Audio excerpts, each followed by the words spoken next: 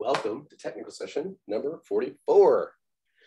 We're going to be talking about some best practices for securing a workstation. Most of the stuff is common sense, but it's good to kind of review it, look into it a little bit, and just kind of remind ourselves of things that would be, useful with security best practices.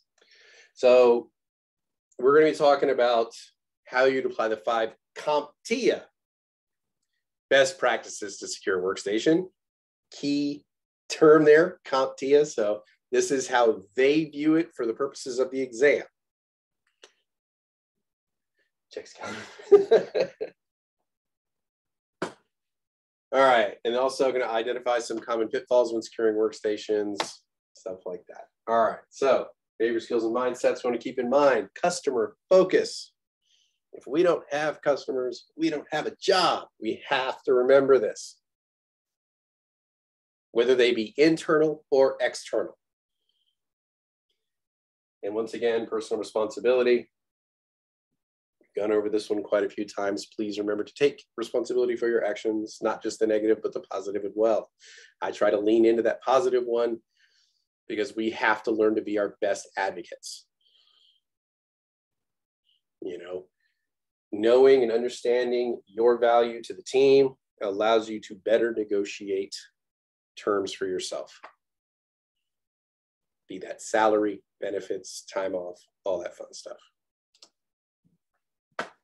All right, best practice to secure a workstation. There are 5 main categories that we want to keep in mind with regards to CompTIA's best practices. First one is passwords.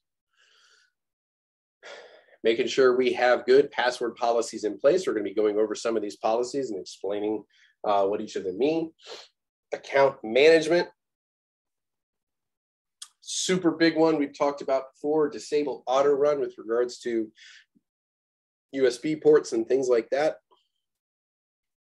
So remember, one of the biggest security risks is, one of the easiest way hackers get in. Drop a few USBs around the area you want to hack into. Somebody inevitably will pick one up and plug it into their computer to see what's on it. And if auto run is not disabled, they can go ahead and run whatever programs are on those USBs, bypassing any security and likely getting you through the firewall as well. Also, data encryption and patch and update management. All right. Password best practices. So typically should be 12 or more characters. The longer the password, the better it is. There's a formula in there where it's like exponentially harder for each way you complicate the password. If you use just lowercase letters, it's extremely simple. If you add lowercase and uppercase, it doubles the complexity. If you add letters, it exponentially increases the complexity again. If you add special characters. So each step you're taking is making the password more complex, harder to crack. So we always want to use a combination of letters. Also the length. The longer you make it, the harder it is to crack. If you're using just simple lowercase letters and an 8-character password, a brute force attack can probably bypass it in a matter of minutes. If you're using 20 characters with upper and lowercase, special characters and numbers, the same brute force program would take years to bypass that same password. So there is a lot more value when you're increasing the complexity. Don't use consecutive letters or numbers, 1, 2, 3, 4, 5, or A, B, C, D, E, F, G. I think one of the TAs from the previous cohort said, at first when he came in and he saw somebody made a really long password, he thought it was really slick when they first saw it, and then immediately thought, wait a minute, that's actually really dumb.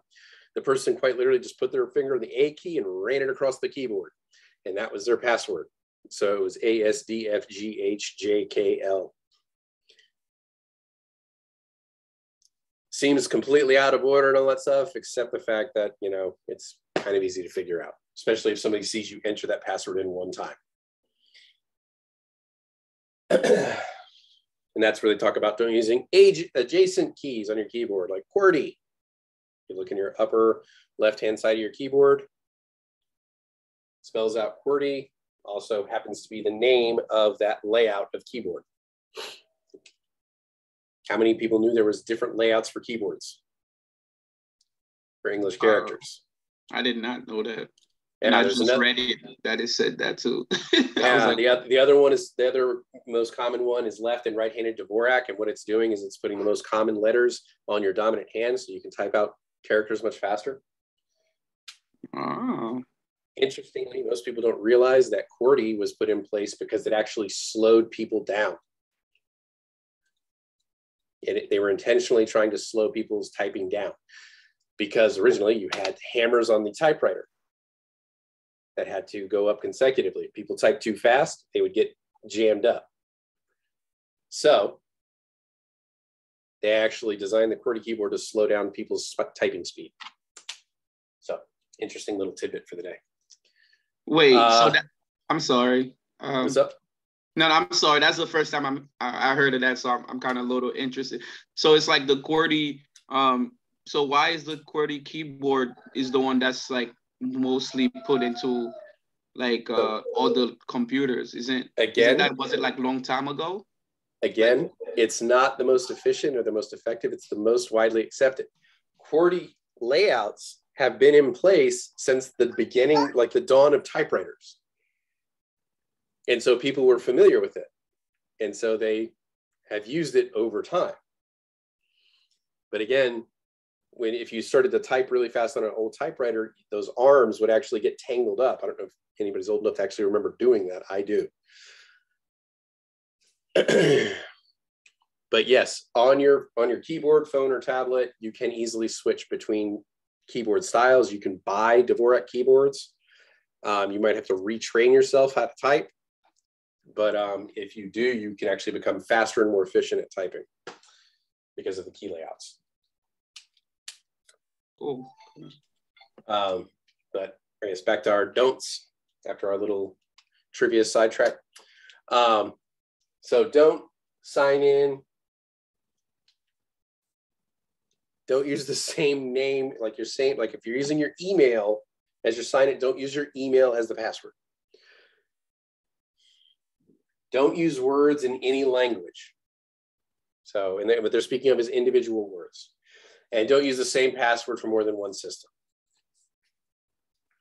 Because again, like we were talking about earlier, if somebody finds that one password for your login at work, then they now know your bank account, your Amazon account, your, whatever. If you're using that password for so many different things, how many people here are guilty of this? I'm not going to lie. I am for certain things. I'm not going to lie. All like my 10 accounts have the same password. I can't remember that many passwords. So me too. So we do got to get better about this. So there are tricks you can use to remember things a little bit easier rather than just using straight passwords. So we'll kind of get into that. So here are some best practices that you need to be very aware of with regards to password policies that you may be asked to implement, or maybe if it's a smaller company, you may have to create these policies. So one of the big ones is password expiration. So the longer a password is being used or is in place, the more likely it is that that password will be compromised. So the longer it's in place, the higher the likelihood it will be compromised. Typically, password length of time you would have in a company would be about 3 months or 90 days. Depending on the security level of the company, it may be less than that. Some are a little bit more strict on it, and it may be just a month.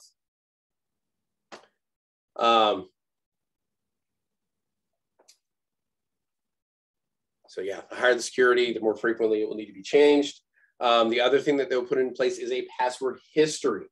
So it may remember the last 15 passwords you've used, so you cannot reuse the same password again. How many have experienced this where you try to put a new password in and it says, no, you've already used this password before? Hate that. Well, that's something that it kind of prevents people from using same derivations of the same password. Again, that lowers your attack surface area. Changing default usernames and accounts. How many people still have not changed their router password? Hopefully 0. That was homework. I just did mine, honestly, recently. And there was a funny thing that happened, but I'll tell you later after the class. I found some funny things on there. Okay. So whenever you log in, whenever you turn on a new piece of equipment, whenever you get a new account and you're given a default password, change it immediately. So then it becomes your own. So that's another good policy to maintain. Oh, wait, did I get through all the password expiration? Yep. BIOS passwords. Please make sure you have one of these in place so that somebody can't just restart your computer, get into your BIOS and make all sorts of fun changes to your computer, because you could have auto run turned off in the BIOS. They can go into your BIOS and turn it back on. They can change your boot order. They can do all sorts of damage if they get into your BIOS or UEFI. So please make sure you have a password set on that as well.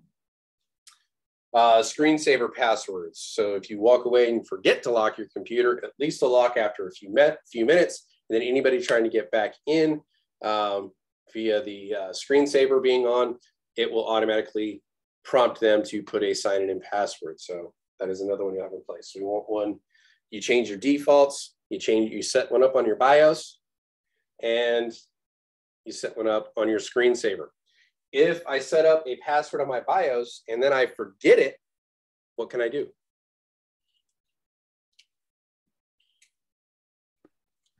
Take out the battery, the CMOS, whatever it's called. CMOS battery. Awesome. What's another thing I can do? Jumper. It's that little pin right next to the CMOS battery that allow you to push and reset it.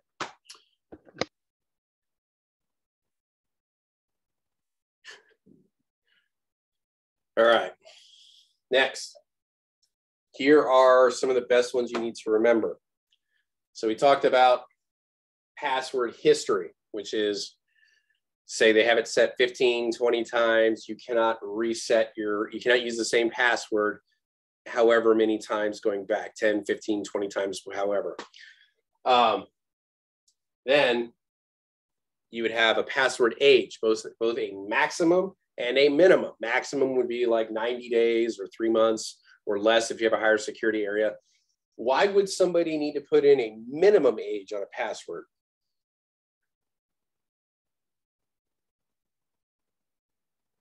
Anybody think of a reason why you would need a minimum age on a password? One-time use. Well, there's one-time use, but this would be like, say, what if I set a minimum password age of like 7 days? Is it like a temporary password? Like not a temporary password. It's when you put a password in place. Is it for security reason? It absolutely is for security reasons. So some people find that really cool password and they never want to let that password go. That is their go-to, right?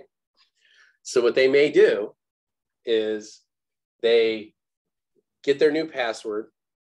They have to create a new one, right? You get that little warning because it's hit 90 days and they have to create that new password. And then they try to put in the password that they love and it won't let them. So they just put in some random one and then they go to reset, then they go to IT and try to reset their password again. And they keep going and asking for a password reset until they get back to that password that they know and love very much. So in order to counter this, they've had to put in what's called a minimum password age. So if you set it for 7 days, and you have a password history of like 20 passwords, that's 140 days before they can come back and change their password again. They have to have that password for at least 7 days. So it cannot be changed. So that's what the minimum age. There's a way easier way to do that in Active Directory though. I don't know, maybe this is a Windows thing, but Active Directory has it where you can't have the same password in the last 90 days. You can't have had used that password in the last 90 days. Just check that box and you're good. Mm-hmm. But that's an Active Directory. This is just in Windows group settings. Oh, okay. So, minimum password length.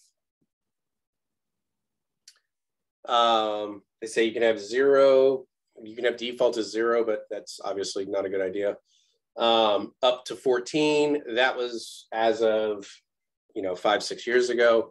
Now it's much higher than that. I mean, you can get into the 20s with your password length. And it must meet the complexity requirements where you have the uppercase, lowercase, special characters, numbers, all that kind of fun stuff. So a simple way to get around this to where it's easier to remember passwords, instead of thinking of it as a password, start thinking of it as a passphrase. Like a short sentence, one that's easy for you to remember. It could be a hook from one of your favorite songs. It could be a line from a book. It can be a historical quote.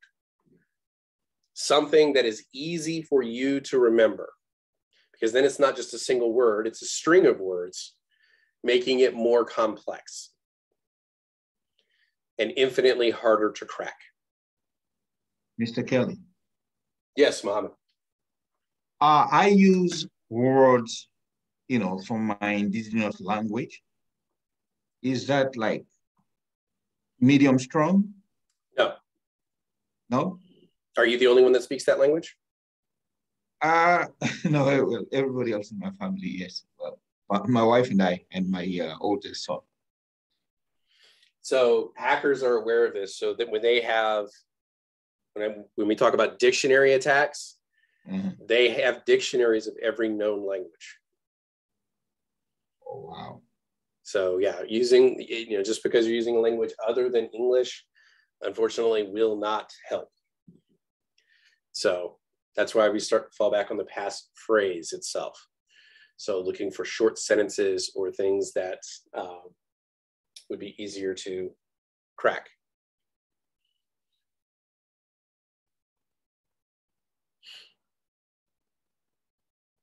Questions on this?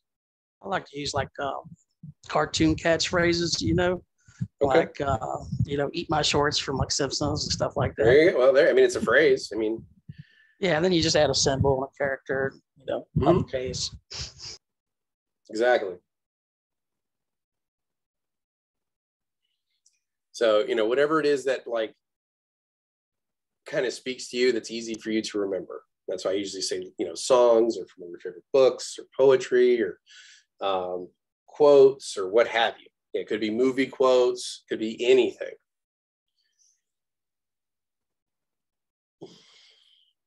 It could be like, Luke, I am your father, Yes, Golly. All right. So my question is with this though.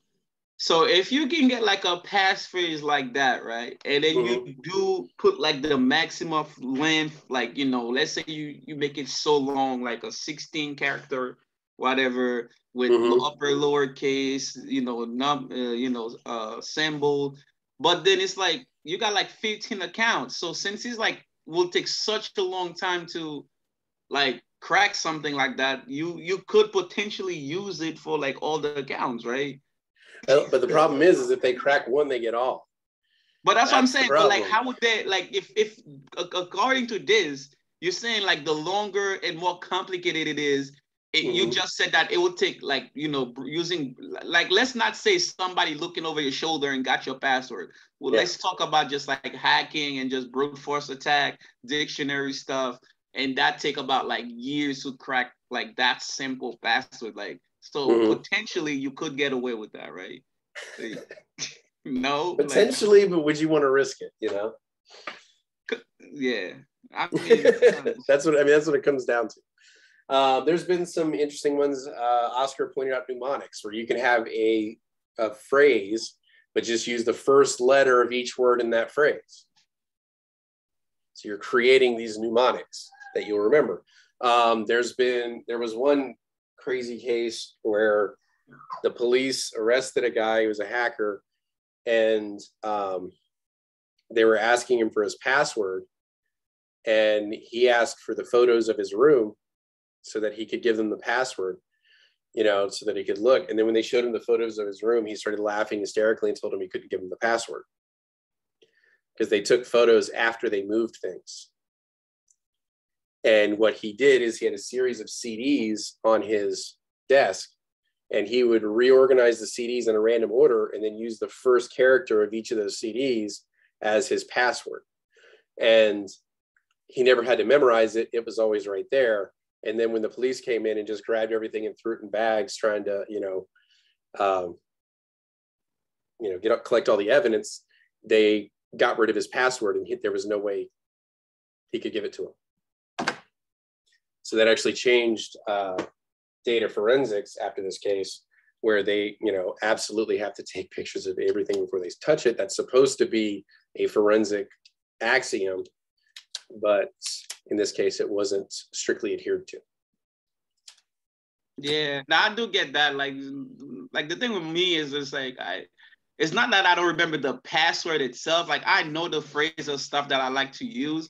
It's just I can't remember for which account do I use it for. So it's like, so then I'll just be in an account and I'm like, I'll enter like 10 different phrases that I like, and it'll be like, oh, none of that is the password. I'm like, so what did I use for this account?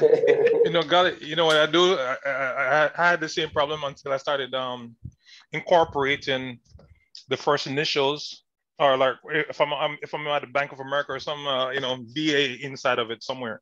So if you know what you know what I mean, like you put like BA blah blah blah blah blah. You know what I mean? Like you pretty much remember that Bank of America has that BA in front of it. Right. You know what? Yeah, that makes sense. Okay. Yeah, that's maybe how I'm gonna have to find techniques to them. Like, yeah.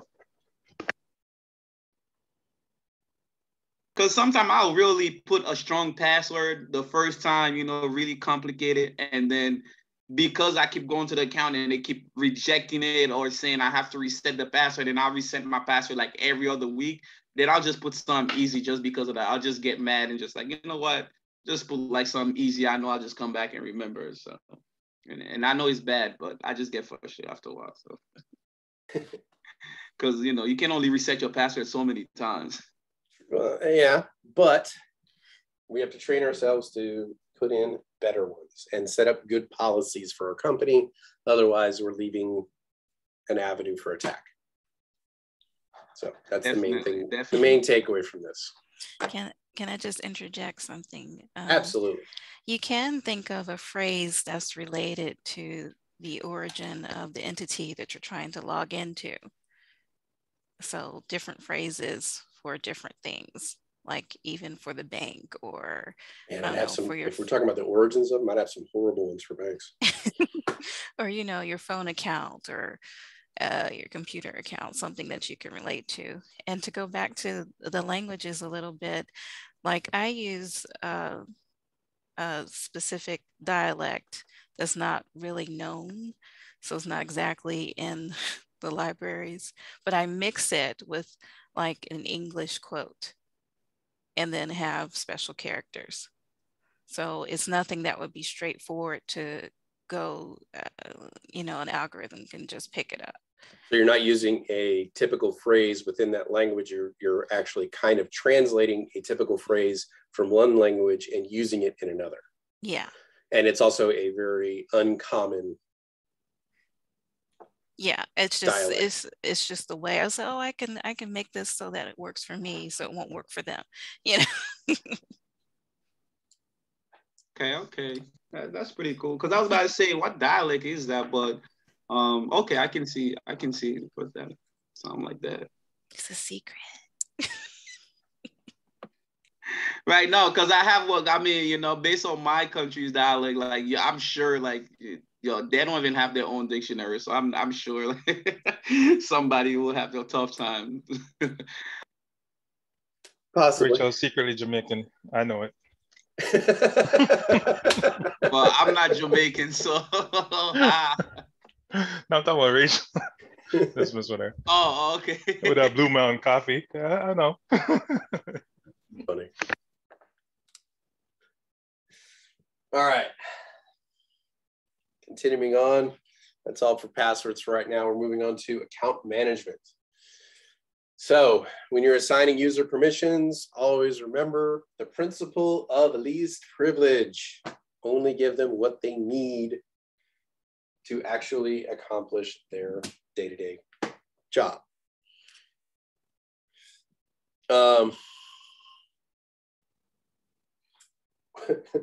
My old partner Marvin actually got in trouble at his job when he was asked, when a customer called him, and this was an internal customer at the hospital, called him and asked him why he was being restricted and losing access to something he's always had access to, and he responded with, "I'm sorry, but in accordance with the principle of least privilege, you don't need this for your day-to-day activities, so I'm not allowed to give it to you." And it actually caused problems. So it also depends on your internal policies for the company, because your company's policies may not align with best security practices. So you need to, typically you can make suggestions to your company, but unfortunately, if they already have policies in place, or if they state, you know, we are not adhering to these, then, you know, you can either agree with that or, you know, seek employment elsewhere, kind of thing. It's usually not that extreme, but it does come up from time to time. There is a thing, remember how we talked about the security convenience balancing act that you must make? Companies will determine that to a certain point, and they call that risk appetite, which is how much risk they are willing to accept in order to allow for the convenience that they need or want for their customers and employees. So,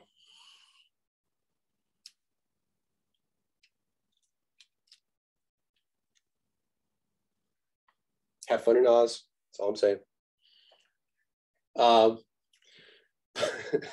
Login time restrictions.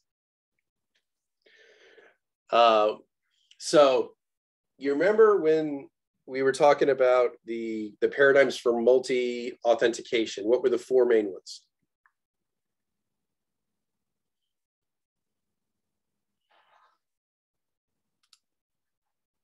I'll give you one. Something you know. Something you have. Something you have. There's the second one. Something you are. Something you are. There you go. There's the third one. And somewhere you are. Somewhere you are. Excellent. So that's the four main ones with regards to A+. For multi-factor authentication, we need to have two different ones to be considered multi-factor, right? You can't have two of the same thing. Like you can't have a thumbprint and a retinal scan and it be multi-factor, because that's two of something you are. So login time restrictions is kind of an extension of the somewhere you are. If you typically work between the hours of 8 and 5, what IT may do is set up time restrictions between 6 and 7, 6 a.m. to 7 p.m. Anything outside of that range, even if you have the correct sign-in and password, it will not let you in. Because it could be somebody who has cracked your password and is trying to get in at 3 a.m. and make changes to the system. So that is where login time restrictions come into play. And that doesn't mean that this has to be in place all the time. So say if you have to travel for business to like Japan, they're like, what, 16 hours ahead of us or something like that. So if you have to go there, they would have to adjust your login time restrictions, because when you would be awake and online there would be in the middle of the night here. So this is not something that's set in stone once it's put in place. It's just a general rule. Or if something changes, like during COVID, and you're working from home, the geofencing of the office would no longer be in play. So the somewhere you are would need to be adjusted, and you would need to be allowed to log in, say, at your house.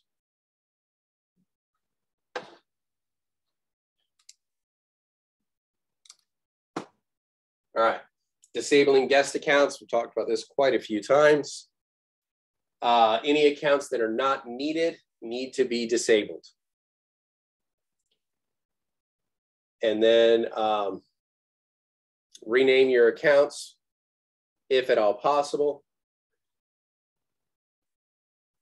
And thankfully, Microsoft will not allow you to rename account to administrator. Please don't ever put admin or administrator in your administrative account name, because basically that's just a beacon. If somebody's trying to hack in, they're like, oh, this is the account I need to focus my attention on. So it kind of gives them an idea as to where to attack versus not knowing which account would have elevated privileges. All right, and then you set up that cycle so that passwords need to be routinely changed, have a minimum and maximum password history or age, history, et cetera, et cetera. Failed attempt, log out or lockout. Typically, this is set at 3. Why would we put this in place? To prevent like the brute force type of attacks? Absolutely. This would negate the ability of an online brute force attack. If you don't have this in place, you may start to see on your logs thousands of attempted failed logins until they basically find the correct password. So you set a lockout, which is triggered in one of 2 ways. You can say it can be automatically re-enabled after a set amount of time, which could be like an hour, or you have to actually call IT to have it released and reopen once they verify who you are. Apple originally wanted to put something like this in where it would have, where you were disabled from getting in for X amount of time, and each failed login attempt added more time to the wait list, like how long you had to wait. And they made it so that this wasn't really bypassable. And some poor lady in the grocery store was letting her 2-year-old hold her phone because it kept her 2-year-old busy. And what do kids do? They push buttons, right? So the kid sat there for about 10 or 15 minutes just mashing buttons on the touchpad because it liked lighting them up and all that fun stuff. It's really cool. And mom gets her phone back and it's locked for the next 4 years. And there was no way to bypass this. This was a security measure to be put in place. And somebody didn't catch the fact that the time keeps adding up and can go on infinitely. So poor lady was unable to get back into her phone. She basically had to do a factory reset. And that was that. But now they've set it, I think it maxes out at about an hour or a day. Like I think you hit an hour and then you go to a day, and then a day is the maximum limit.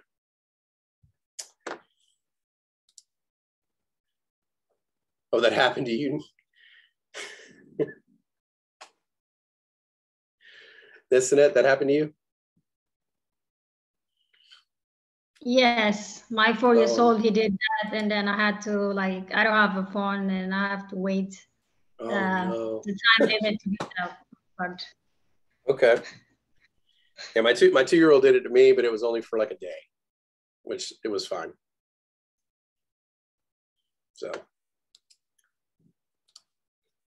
but that's what it is. Other things, setting the timeout screen lock to where if they walk away for 5 minutes, system auto locks. Only problem is 5 minutes is an eternity for somebody to slide up into your desk and start working. And once they start working, they have access. So though this is a great fail-safe to have in place, it's an even better one to make sure you have a policy with and train your employees whenever they get up and leave their terminal, even if it's just to run to the bathroom or get a drink or anything, lock their terminal.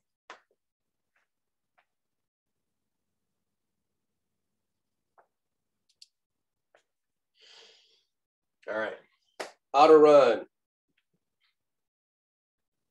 All sorts of nasty software put on USBs can be set to auto run. There's, you know, instances of hackers essentially handing out USB sticks in the city, be like, hey man, I'm an up and coming DJ. I just, you know, want to get my music out there as much as I can. Why don't you take a listen to this and tell me what you think? And there's music on there, but there's also ransomware. Might just be some generic, you know, techno music or house music or whatever. And then they'll put some ransomware on there to lock up your system. So disabling auto run would prevent that kind of stuff from running on its own. General rule is, unless you bought it from the store or from a known facility, do not plug USBs into your computer. Lots of bad stuff can happen. If you buy something like that from Amazon and you receive the package and it's open, do not plug it into your computer. Not all things that you buy on Amazon are actually from Amazon. There's small companies out there, small, you know, companies that sell stuff on there all the time. One of the biggest threats were the hardware crypto wallets, where they would put software on there to basically steal the person's crypto. And they would put it on a known company's wallet and sell it, kind of acting almost like they're that company. You download it, you lose your crypto. And then you try to go to the main company and say, hey, I bought one of your things and it sold my crypto. And they're like, well, you didn't buy it from us. You bought it from Amazon. So then there becomes an issue of nobody's responsible. So if you buy the package and it's already open, do not plug it in.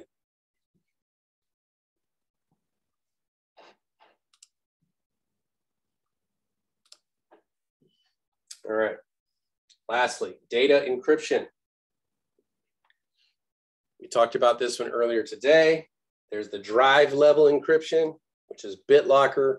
And there's the individual file level, which is encrypted file system. So, and then we talk about the nice thing about encryption is it hides your data. It makes it kind of a jumbled mess where people can't read it. The downfall of it is every time you use that data, it has to be decrypted, then you use it, and then re-encrypted when it's saved again, which takes up a lot of processing power. So it can really slow your machine down, having to decrypt and encrypt every single item you're using, which is where EFS is kind of nice. You're only encrypting the files that you absolutely need to. If you're working in a high security environment and you need the entire drive encrypted, absolutely. But many cases just utilizing EFS and then possibly drive lock, so that if somebody tries to steal a hard drive out of there and put it in somewhere else, it won't work because it doesn't have the TPM.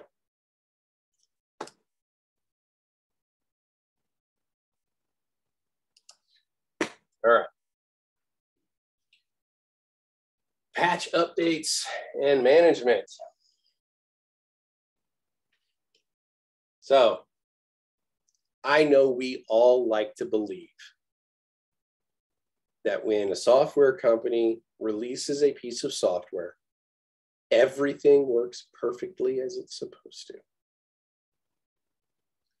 However, in reality, this is very rarely the case. A lot of times it seems like stuff is like half finished when it gets released. So they may have to send out patches to kind of fix things that were broken, or maybe this tool doesn't interact with this other tool, and they have to find a way to kind of bridge that gap and fix it. And unfortunately, when they do that, when you kind of turn some switches on over here, it tends to mess with things over here. So they have to put out more patches. Sometimes vulnerabilities are discovered, and those need to be fixed. So they figure out if they access certain programs, they can bypass certain security measures. You know, so that is called a hot fix. That's usually something critical that needs to be installed right away because it is taking care of some known security issue with your systems. Unfortunately, if we have homegrown software or other applications that don't necessarily coincide with the home operating system that we're using, we have to test these things to make sure they don't interfere with our daily operations of our business before we deploy them. So we have to set up sandboxes, computers with a bunch of VMs on it with probably the most common setups you have in your organization, test the fixes on each of your systems. If they work good, you can do gradual rollouts based on which systems are authorized.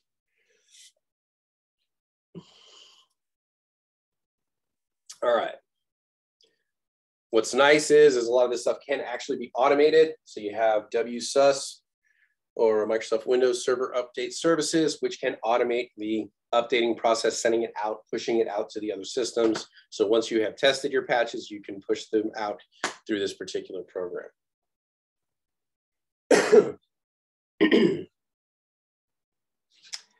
Questions, comments, concerns? Is most of this kind of common sense, or we pick up any new tricks? Hopefully one or two.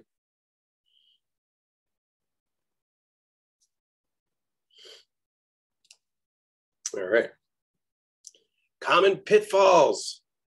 Most common forgetting passwords. I think I mentioned it earlier in the cohort where I said originally, or for quite some time, there was typically a person on every IT team that their sole job, all they did all day was reset passwords. It's basically what you see is basically the lowest person on the totem pole. When you first came in as an IT person, your job was resetting passwords all day. Eventually, one of them got agitated enough, I guess, and decided to write a script to automate this process for them. So people can now automatically do password resets and stuff like that, which is nice. The only problem is if the administrator themselves forgets their password, I don't think there is any recovering that. All right, other ones, too much encryption. We mentioned that in the previous slide. Too much encryption can affect your PC's performance because so much processing power is going into decrypting and encrypting everything you're using. It can bog your system down to the point where it's almost unusable. So we want to focus on the most sensitive data and just encrypt that. You know, we don't need to encrypt, you know, our Candy Crush high scores. We don't need to encrypt our recipes for the holidays, unless, you know, you use them in competition, and maybe you do. I don't know. But that one is like maybe dial it back and only focus on those specific types of files. Updates and patches. So not everyone improves your security.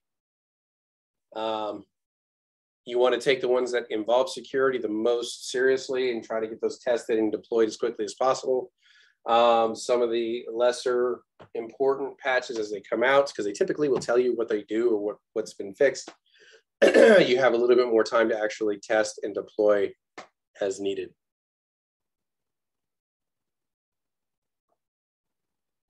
There you go.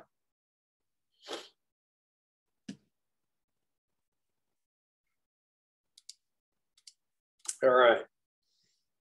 And so everybody does not feel neglected, we have a quiz.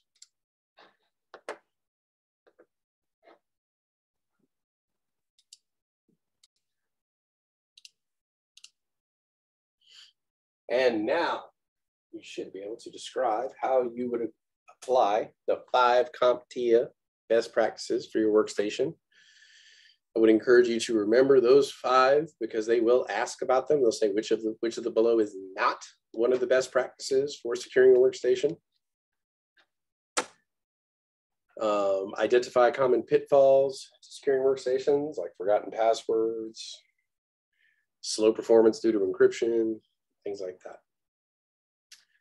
Questions, comments, concerns?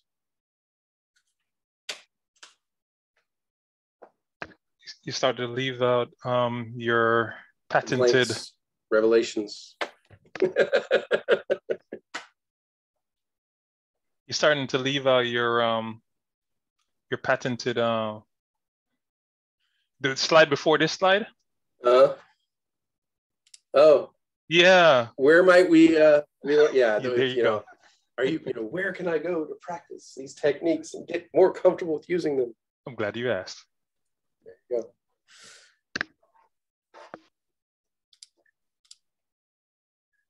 In the first few weeks, students tend to get really stressed about it, like, oh my gosh, more labs. And about this point, they're just like, I'm almost done with all of them anyway. Now it's just redoing them and practicing them. All right. With that, we are done.